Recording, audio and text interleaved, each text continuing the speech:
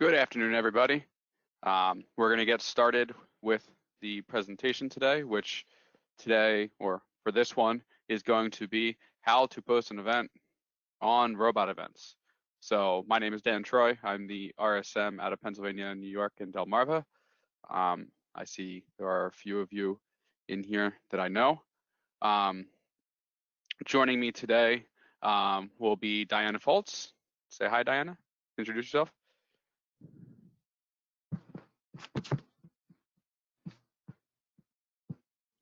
Well, good afternoon, everyone. I'm Diana Foltz. I am the RSM for Louisiana and Texas regions 3 and 4. And also joining me today will be Mr. Bill Rhino. Introduce yourself, Bill. Yeah. Hello, everybody. Bill Rhino. I'm Regional Support Manager for Illinois and Wisconsin, formerly Montana and Wyoming, North and South Dakota, and Minnesota. And I see some of you out there, so I miss working with you guys. So Bill and Diana will be monitoring the chat. So please, as questions come in, please ask, and they will stop me when we get to a stopping point. But without further ado, let's get started. So when you have decided to host an event, everyone thinks you're crazy, but we at the REC Foundation do not. We will support you in every way possible. So what you need to do is, the first thing you need to do is you need to get in contact with your RSM, let them know that you would like to host an event, and they are going to provide you with event partner status on RobotEvents, which means that you will have a new tab up in the top right-hand corner. You will have the admin tab right where that blue arrow is. So if you want to host an event and you do not have that admin tab, again, please get in contact with your regional support manager. They will probably ask you a few questions in particular about your event, but then eventually they will provide you with the admin tab. The admin tab is where you're going to be doing all the posting for and maintaining, managing your event. So from here, this is what your screen is going to look like. And if you'd like to follow along, assuming you already have event partner access, you can. If not, again, after this call, make sure to contact them. But this will be the landing page that you see. You'll see 4 tabs.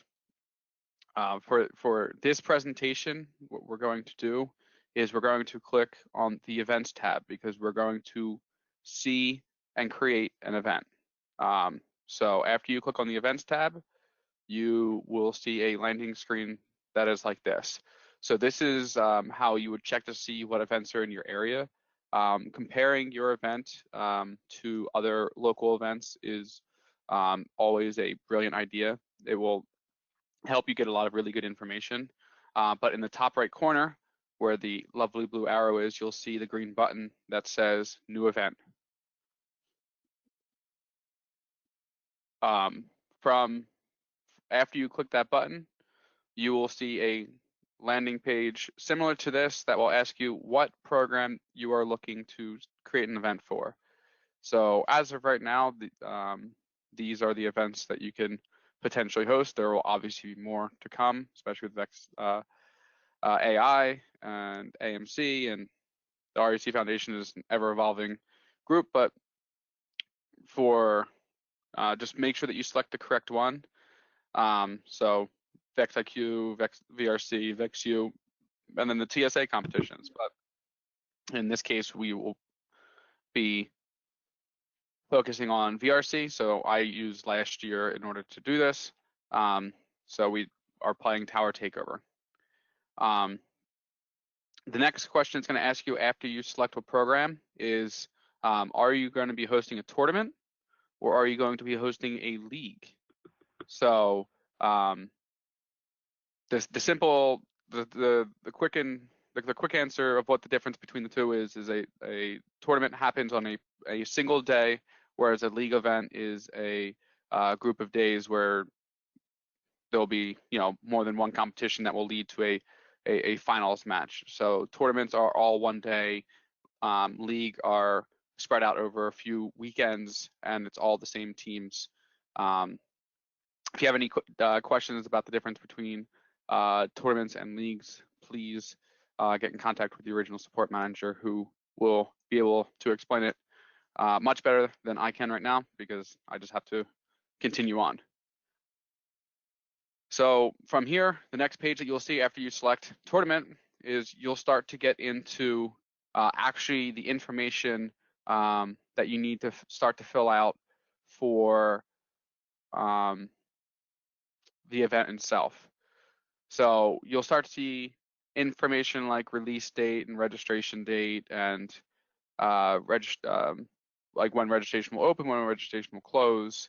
The venue is going to be where the actual event is being held. So if it's happening at Upper Darby High School, the lookup feature, it works really well. So usually you can type in the name of the building and it will pop up with already pre-filled information, or you can skip the venue lookup and you can go ahead and enter your own information from there. I just wanted to go over a few details because it's going to ask you questions like, would you like it to be a scrimmage? So it will automatically be, the default setting is no. So a scrimmage, by definition, is a non-qualifying tournament or league event. So if you're looking just to play some matches with a few local schools that will not qualify you to the next level, and you're just looking to practice, that's what a scrimmage is. Now, when you go to do your event name, it is always best practice to name the event with the corresponding information. So, for example, name it the 2021 HS High School VRC Frisbee Frenzy Stampede. So in this case, I put the year first. HS would be the classification, so only high school teams would be able to compete. The VRC, just a reminder to everybody that this is a Vex robotics competition or metal robots competition, and then the name of the game. So if we were making a tournament for this year, we'd call it the 2020-2021 high school or HS VRC change up. And then Stampede was just a fun name that I used to use when hosting an event. That was like my way of putting a little bit of flair into the event. We held two events. One was called the Stampede, one was called the Hootenanny. Just for fun. That's why we named it that way. But you want to try and make it as descriptive as possible so that before anyone even clicks into your event, they know exactly what it's for. They know what competition level it's for and who can compete at it. So if you're doing a blended event, you could put HS/MS or ES/MS if you're competing in IQ. But you definitely want to try and make the event name as detailed as possible. The event capacity is how many teams that you will have competing at the event, especially if you are in a region that has inclement weather, like Michigan, for example, who has to deal with lake effect snow, or if you're in New England and you have to deal with snow all the time. It is a very good practice to not post your maximum capacity up. So if you can hold 50 teams, you would only post 44, just in case an event gets canceled. You can scoop up some of those teams that were going to go compete at a different area. You can always add a certain amount of teams above what you originally posted it for. Your RSM will have to approve the increase and will actually have to do the increase afterwards. But it is a good practice to just set a few slots aside, especially if you're in a region that has inclement weather. Now, the max registrations per organization is a critical step. As an event partner, you get to determine how many teams from each organization, and each number can attend your event. So, for example, if team 1, 2, 3 has 10 teams, so they have 1, 2, 3, A, B, C, D, E, F, G, H, I, J, which you can't use, but we'll ignore that for right now. If they have those 10 teams, you can actually set how many can come from one particular team. So depending on your region, this could be super, super critical, especially for areas that have super large organizations. So if you're unsure about how many you should set the max registration per organization, one of the two, you can check one of two places. You can check with your RSM. You're going to hear that a lot today, is check with your RSM, or you can also check with the events that are happening in your region from other event partners, and you can borrow off of them. But the other thing to keep in mind is if your tournament has fewer than 6 organizations attending, no organization can have more than 33% of the teams that are registered for the event.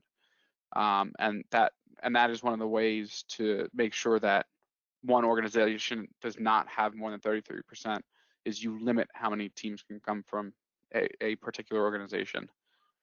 So that is a pretty important step. So you definitely want to, and this is something that you can modify later just in case it comes up. But again, if you have any questions about this, please contact your RSM. So when it comes to, it's going to ask you a few more questions. It's going to ask you for team affiliation. It's going to be a drop-down menu. It should be set to all unless you are hosting an event like a JROTC only event. 9 times out of 10, you're just going to set it to all and let anyone who wants to come and play. And then it's also going to ask you for the grade level. So for VRC, it can be one of 3 options. It's either middle school only, high school only, or what's referred to as a blended event, or anyone can compete. It's all. And then for IQ, it's also 3. It's either elementary school, middle school, and or blended or all, which means elementary school kids will be competing against middle school kids. So grade level is super important, especially if your region can support or can or cannot support the number of teams for each grade level. If you are hosting an event, it's also going to ask you whether you're going to offer robot skills. So by the qualifying criteria, any tournament that has more, or any tournament or league that has more than 24 teams must offer robot skills. So please keep that in mind. If you're hosting an event and it's larger than 24 teams, you have to check yes. Even if you're hosting an event that's smaller than 24 teams, you should try and offer skills if possible, especially for this upcoming season. Skills is super important when it comes to things like double qualifications from your event. It's also, sorry about that, apparently I did not mute this phone.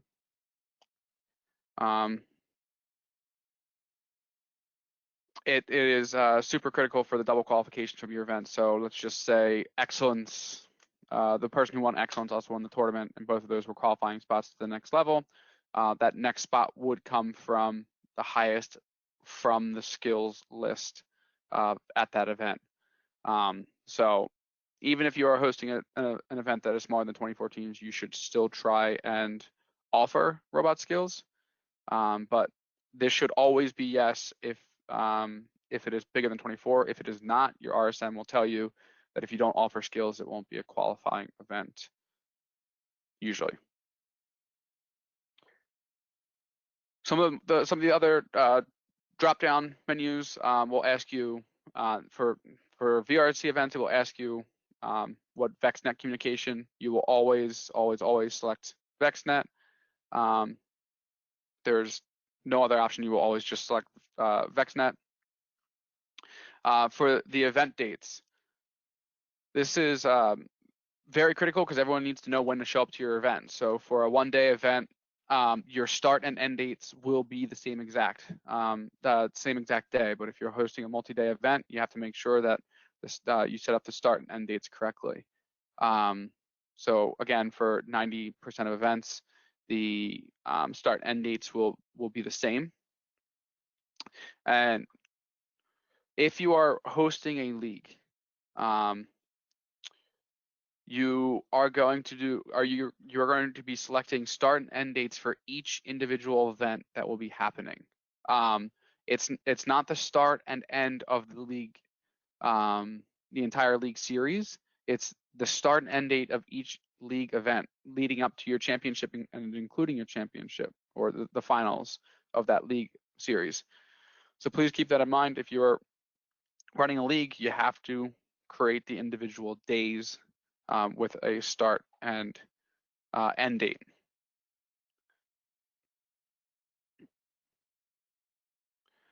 The release date is when will the event be available for everyone else that is not you, or an event administrator will be able to see it on RobotEvents. So if you just go to robotevents.com, that when it will be live to the public. So if you are still modifying a few things here and there, or like in this early stage before approval, the release date is super important. The release date and the registration open date should be different days. That way, people can see the event and they can see when the registration is going to open. It will give teams time to react and be able to register for the event and to see the event on RobotEvents. It will help alleviate some of the first come, first serve problems.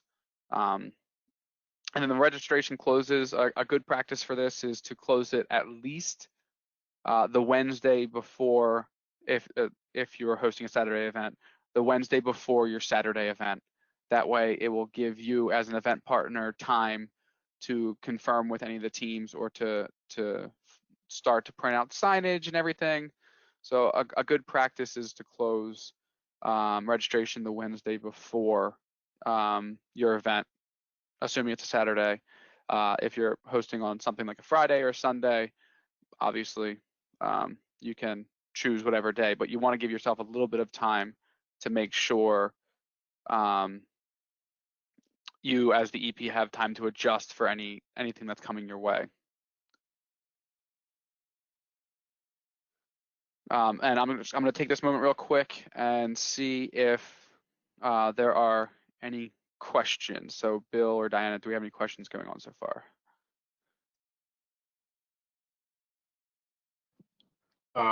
Yes, we have, and I'm just seeing this now. I was answering some other questions. So how are awards handled if you host a blended event? Say we have 3 middle school teams and 25 high school teams. If a middle school team wins, are they winning a middle school or a high school award? So do you want to take that, Dan? I mean, you can answer, Bill. No problem. Doesn't bother me. Okay, so awards are not level specific at blended events. The only exception is the Excellence Award. If you have 10 or more teams at each level at a blended event, then the Excellence Award must be offered at each level for that event. So VRC High School Excellence Award and VRC Middle School Excellence Award, in that case, would be offered separately at that event. And if Excellence Award is a qualifying spot for that event, then each one of those awards should be qualifying. So if but if there's fewer than 10 at each level, say there's, like in your case, there's your example, there's 25 high school, 3 middle school, whichever teams win those awards, win those awards. If they're qualifying, then whichever team wins those awards qualifies to state championship at whatever level the team is at. If a middle school team wins tournament champion, and that's a qualifying award, they qualify to middle school championship, the state championship, and if a high school team wins it, the high school team gets the qualification spot. Exactly, and the normal qualification rules would apply following the qualifying criteria.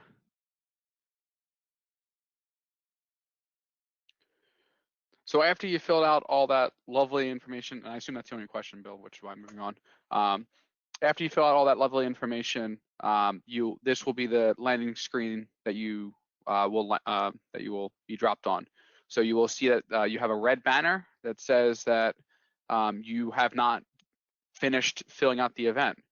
And so because you have not finished filling out the event, your RSM cannot approve the event. So from here, you have to fill out a few more pieces of information. One in particular that, and you can see on the right-hand side of your screen, anything with a red X, you still have to fill out. Anything with a green check mark, you don't have to worry about. You should check it to make sure everything is accurate. But anything with a red X, you need to go through and continue to add information. So new this year is the commitment to event excellence. And so on the on your right-hand side, you will see that you will see this window that asks you to confirm to the commitment of event excellence. And so this is just a reminder that the REC Foundation and the event partners are going to work hand in hand to try and provide a fair and safe environment for the students to compete in. And so you can go ahead and read through the entire commitment to event excellence that is posted. But this is going to be something new for those event partners that are in here that have already held an event. But please take a moment and read the commitment to event excellence. It is a great document and it is a great section to go through. So if you're a new event partner, you're not going to know any different, but for older EPs, this will be a new screen that you're going to have to go in and click that you agree to the commitment to event excellence. So some of the other information that you're going to see is one of the red X's that will pop up is the contact information. So the contact information is going to ask for 2 contacts, a primary contact and a secondary contact. The primary contact should be the one who is going to be responsible for handling 90% of the questions that come in. They should be the ones that are ready to answer emails or phone calls or text messages that come in. It will ask for an email and a phone number. That way, if someone wants to volunteer or if a teacher or parent has a question about the event, they know who to contact. The secondary contact is just a follow-up contact just in case the primary contact cannot be reached. But one of the most important pieces of information here is the event day phone. And so the event day phone is a phone number that on the day of the event, someone can call. So you should really make sure that it is a cell phone number or a phone that is going to be picked up, especially for teams that aren't familiar with your school. They need to know how to get into your building.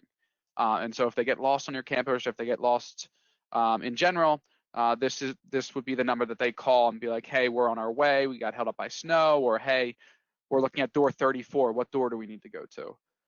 So please make sure the event day phone is accurate. It is super critical. It's also going to ask you for like additional contact information. So if you have any special requests of how you prefer to be contacted, that's definitely where you would want to put that in there. And then it's also going to ask for an event registration email, which will automatically be sent to teams when they sign up for your event. So this is a great place to have a little bit more information about the event that you didn't post on RobotEvents, especially things like if you would like to volunteer, if you know anyone that wants to volunteer, please have them contact this person. But it's also just a great place to make sure everyone feels happy and warm at your event. But again, this is an automatic generated email. So as soon as a team registers for your event, it will automatically be sent. So please make sure that the information that is here is safe, because it will be sent out to anyone that registers for your event. Oh, wrong mouse. The general information tab is going to be the information that teams first see whenever they check on the RobotEvents page. So this again is going to be an area where you welcome the people that are looking at the RobotEvents page, but also post any information that you think is critical for your event. You can absolutely provide the information in more than a few places, so don't be afraid to double up some information. But again, the general information will be the first thing that teams see when they go to your page on RobotEvents. The agenda is going to be the place where teams go so that they know what time to show up, and when parents will know when when to come pick up their kids. Or so you should try and keep the agenda as accurate as you possibly can. If you are looking for a sample agenda, again, you can always look at events that are happening in your region to see what time events typically start. It's a great way to make sure that everyone in the region is starting around the same time, it's cohesive. But you just want to add things like a lunch break. Lunch break is obviously super important because everyone needs to eat. It doesn't need to be 100% accurate, but you still want to try and keep it with generic times. That way people know when everything is happening. The next, one of the other tabs that you'll see is the volunteer tab. So when people go to the RobotEvents page, they'll have a tab for volunteer. This is where you want to put all the information that's possible for people to get in contact with you as the event partner, or somebody that you have dubbed as your volunteer coordinator, to start setting up volunteers. So you definitely want to put as much information here on this page if you're looking for volunteers, and who they should contact in order to volunteer for your event.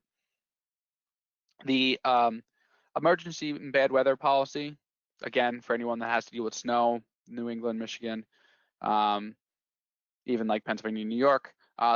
This is very important because this should have your plan just in case you ever have to cancel, postpone, or reschedule your event. So if you're in an area where you might have to reschedule an event due to weather, or you might have to cancel an event due to weather, you definitely want to put your rain date in there, or have as much information as possible. And then there will also be a refund policy tab.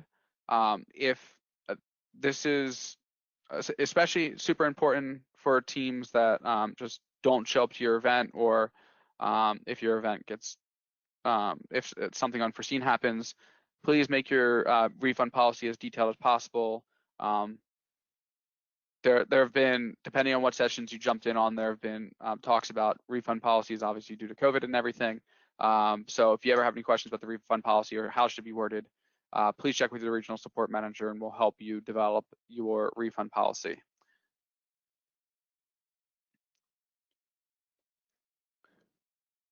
Good.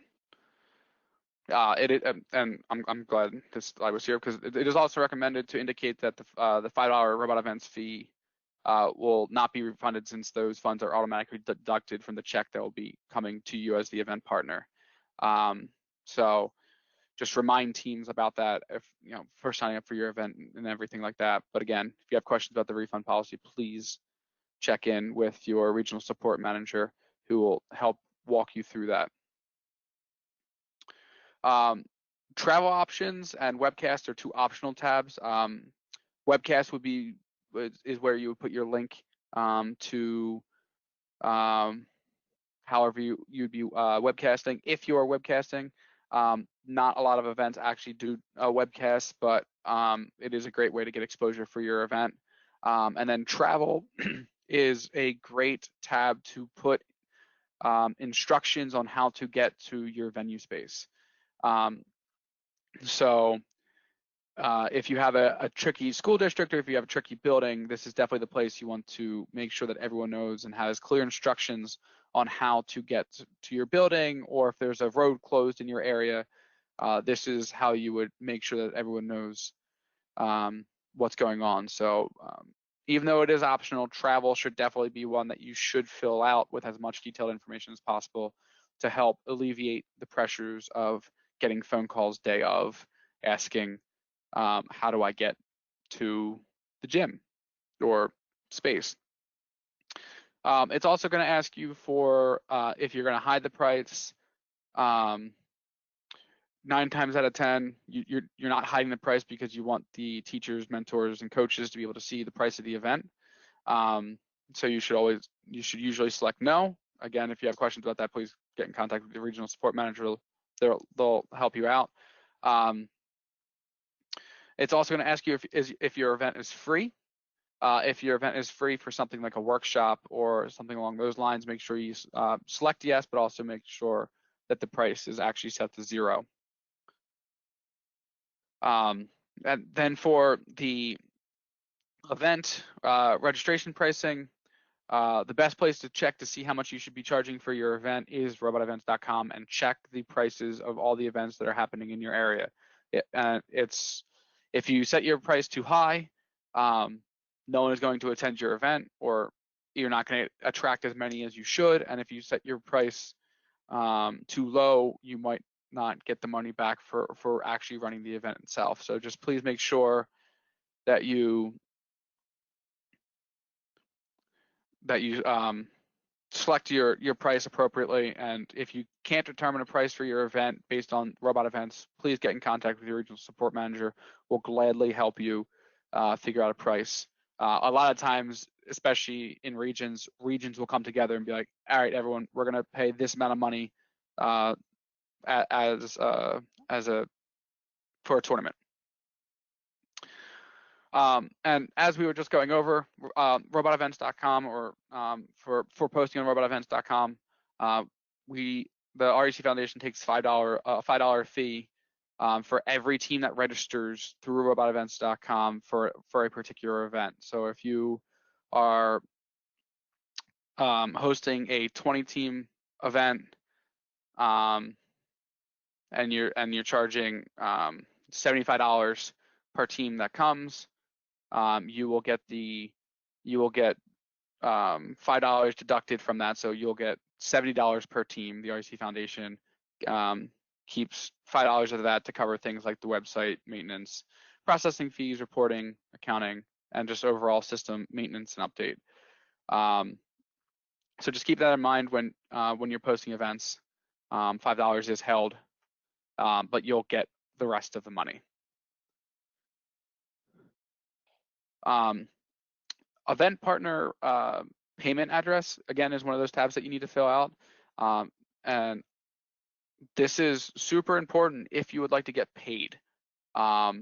If you would like to actually get the money for your event, please make sure that the payment address is accurate, as well as who or what the check should be written to.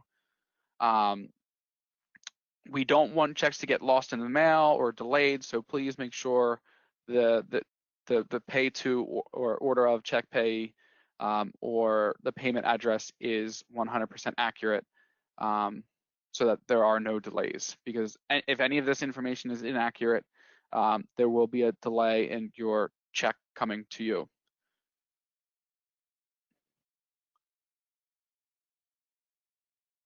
So Dan, can I interrupt you for a second? I just want to absolutely. I want to dodge a question from Paul here. Yes. Paul asked, how does the volunteer integrate with the, well, I'll rephrase it. How does the volunteer management system integrate with Robot Events? So the volunteer management system is now available for all events and all event partners. That has to be configured. It has to be initialized by your regional support manager. And once your event has been added to the volunteer management system, then you can take a link from the volunteer management system that is directed to your event, and you can post that link in the volunteers tab. But the entire discussion of the volunteer management system is a rather involved one, so it's really outside the scope of what we're doing here today. And then to remind you, Dan, I believe we are done at 4:50, or we need to be done at 4:10. Is that right? Yes. Okay. So I only have a few more. So it's 4:06. Okay. Yep. So now the awards tab. So teams are attending your event and they're going to be receiving awards. So this is where you as the event partner are going to decide what awards can be given out. Part of your trophy pack will include the awards like Excellence, Tournament Champions, Design, Robot Skills Judges. But if you would like to give out more awards than that, you're more than welcome to, and you can either order or make those trophies, as well as you would just need to configure RobotEvents to have all the different awards that you'll be giving out. So if you're giving out something like Build or Amaze, you definitely want to throw that on to the awards tab. That way teams know that when they get there, they're not only being judged for excellence or design, but they're also being judged for those extra trophies and extra awards. If you configure everything correctly in RobotEvents, when you start up Tournament Manager and you use your RobotEvents code or your RE code and your TM code, it will automatically pull in all the awards. So having the awards page be accurate is also super important for Tournament Manager. So if you ever have any questions about the awards slide, please double check it often and check with your regional support manager, who will make sure that it is accurate.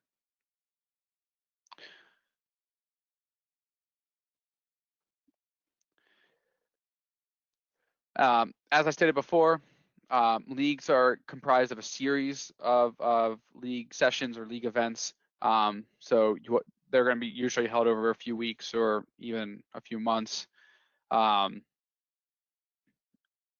You'll have one event page on RobotEvents with multiple event date sessions. So if you're doing a league, I did go over how to set up the dates correctly in RobotEvents, but please make sure that you have multiple dates set up for your different events, and it will look something like this. So the bottom picture that you see on the left-hand side of your screen is how it would be properly set up for of what it would look like in RobotEvents. So you would click add a new date, and then you would have your league ranking sessions with one at the very end. That would be your league finals, which is where you would have your alliance selection as well as awards. So please, if you're hosting a league event, make sure you do this stage correct. But now that you have finished filling out all those different sections, your event will be awaiting approval. So as soon as you have all your green check marks, you should get in contact with your regional support manager as soon as possible by email. Let them know that, hey, I'm done. What will happen then is the regional support manager will review your event, and if they have any questions, they'll get in contact with you and address those questions. And as soon as everything is approved and everything looks good, they'll approve it, which means your event will be ready to go. After the event is over, you definitely want to go back into your admin tab and review the different areas, make sure things are updated. So if you decide to add another award, make sure that it's there. You should definitely do it the week before your event, 2 weeks before your event, and a month before your event. Just check to make sure no information has changed, and if it has, just update it.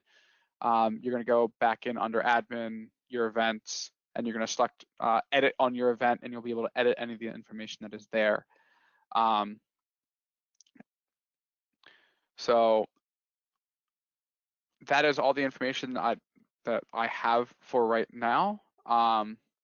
Bill, do we have any more questions, or are we good to go? Or does anyone have any questions right now? Yeah, we are all caught up on questions, but and it is 4:11. Yep, and so we have like a minute before we have to hop back off. So does anyone have any questions before the next session starts? To expedite the question, you could unmute yourself if you wish. Yes, please. If we don't have any questions coming in the next moment, then I will switch it over to the next person. But again, I know I've said this 1,000 times.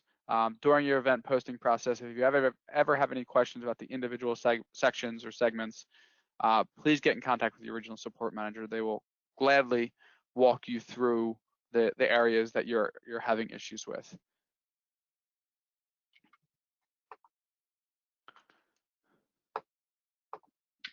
Thanks, everyone. Thanks, Dan. Thanks, Diana. And operations, thank you. Thank you, everyone, for attending. I hope this was informative. And if you're hopping onto another call, go ahead. I hope this was great for everybody.